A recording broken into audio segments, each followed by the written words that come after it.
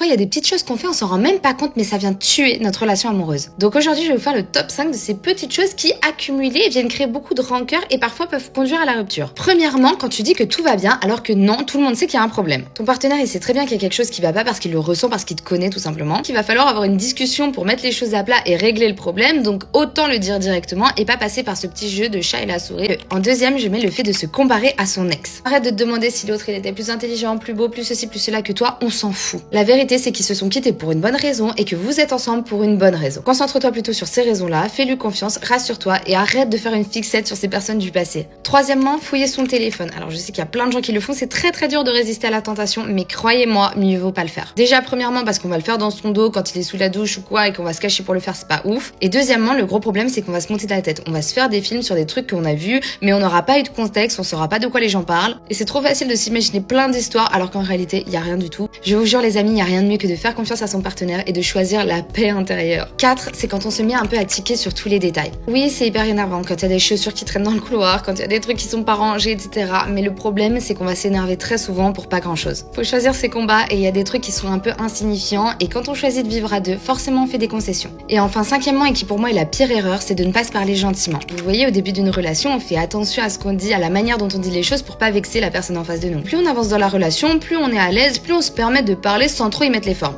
Et on se retrouve à dire les choses avec un ton agacé, énervé et on n'aurait jamais parlé comme ça à une personne qu'on connaît à peine. Et le gros problème, quand on fait pas attention à la manière dont on parle, l'autre en face il se vexe beaucoup plus vite. Donc soyez très vigilants à la manière dont vous vous adressez à votre partenaire, ça reste quand même la personne que vous aimez le plus. Donc il faut en prendre soin.